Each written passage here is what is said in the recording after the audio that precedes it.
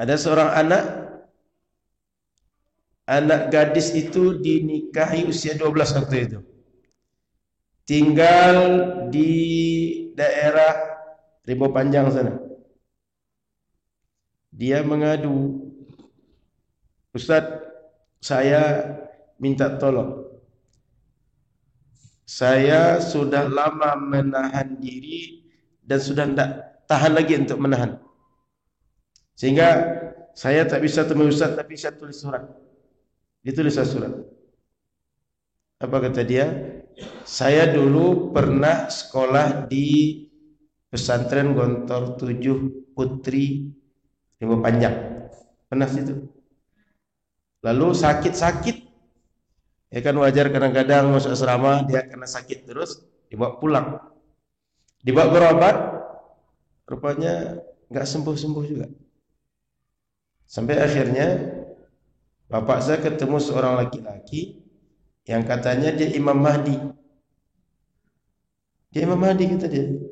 Lalu dia ajak saya berobat dengan orang itu. Anehnya saya nggak disentuh orang itu. Saya nggak diapa-apakan. Saya cuma nggak sadar saja waktu dia mengobati saya. Lalu ketika dia obati esoknya agak berkurang, lama kelamaan memang nggak terasa lagi sakit yang selama ini dirasakan. Rupanya dia ini mengobati dengan cara totok. Totok tu aja. Totok ya, dengan cara totok. Dan dia rupanya mengajarkan totok, mengajarkan silat. Dua itu. Jamaahnya ada di Sungai Pagar, ada Dalu-Dalu, ada Bangkinang, ada Kampar, ada di Medan, ada banyak tempat. Sehingga singkat cerita Ustaz, sembuhlah saya. Lalu saya disuruh menikah dengan orang yang mengaku Imam Mahdi tadi. Waktu itu usia 12 saya belum tahu hakam hukum pernikahan Ustaz. Karena bapak suruh, saya awalnya nggak mau, tapi bapak tetap nyuruh saya untuk nikah. Ibu saya bahkan mengatakan, kalau saya dengan aku menikah dan kau nak. Waktu itu kata Imam Mahdi ini, dia ingin menyelamatkan sebuah pulau agar tidak terjadi gempa, sehingga dia perlu menikah. Imam Mahdi ini kata dia.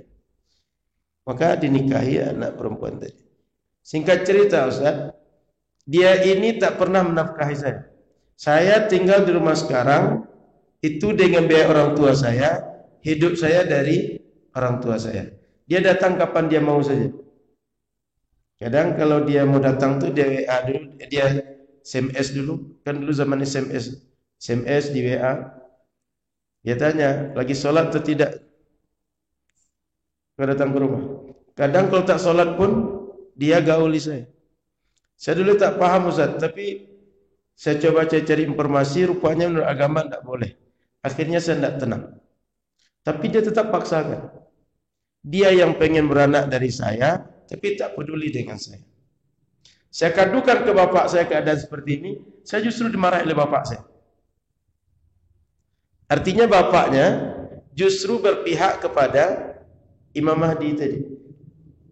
Dan dia sampai sepekan yang lalu mengirim surat itu masih begitu keadaannya. Sehingga minta tolong agar dia dibantu keluar dari masalah ini. Maka oleh kita waktu itu dia sebutkan nomor HP-nya di ujung surat, nomor HP saya sekian. Dicoba hubungi oleh kawan kita, maka kemudian karena dia tinggal di Rimau Panjang dan suaminya yang Imam Mahdi tadi, dia kadang-kadang kalau datang itu ke Sungai Pagar, ada sebuah SMK di situ. Disitulah mereka ritual yang jamaah mereka yang daerah sekitar Kampar. Lalu dia buat nomor HP, kawan kita menghubungi, dapatlah beberapa informasi.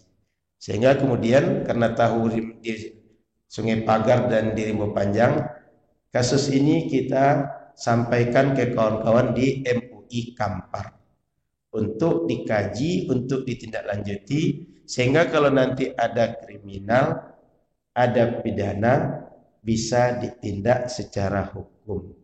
Kalau dia ajaran sesat, maka bisa diproses oleh MUI, dipanggil orangnya, lalu nanti dilakukan majelis klarifikasi oleh MUI. Ini di Riau, Bapak Ibu, dekat dengan kita. Yang satu kota Pekanbaru, yang satu samping Pekanbaru. Maka saya ingin mengingatkan kita bersama, jangan ditinggalkan majelis ilmu, jangan ditinggalkan salat jamaah di masjid. Tetap ke masjid, tetap ikut majelis ilmu, karena orang-orang seperti itu biasanya dia jarang mengikuti majelis ilmu, jarang berjamaah, sehingga jarang dapat bertukar pikiran dengan orang. Begitu masuk satu pemikiran, begitu ada yang mengajak menggiring, dia terbawa, begitu terbawa, dia terpana dan sulit balik ke pangkal jalan. Maka Bapak Ibu, kita berdoa, semoga Allah lindungi kita, Allah selamatkan kita, dan kita semua matinya dalam keadaan husnul khatimah. Amin ya rabbal alamin. Terkait Imam Mahdi tadi Bapak Ibu, dalam agama kita satu di antara tanda kiamat akan terjadi, Imam Mahdi muncul. Kita tidak menafikan. Tapi yang menjadi masalah itu adalah bila ada yang mengaku-ngaku sebagai Imam Mahdi, atau ada yang memastikan Imam Mahdi si fulan, padahal ciri-ciri Imam Mahdi sesuai keterangan hadis tak ada pada dirinya. Dan sejak dahulu yang mengaku Imam Mahdi ini selalu ada, karena dia bersifat gaib. Orang-orang bisa menggunakan kesempatan mempermainkan pola pemikiran orang lain.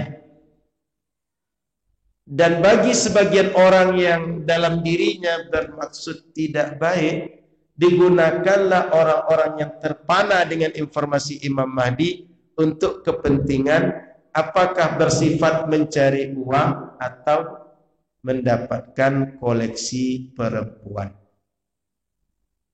Itu terjadi di masyarakat. Maka Bapak Ibu, kita semua sekali lagi jangan tinggalkan majelis ilmu dan jangan tinggalkan berjamaah.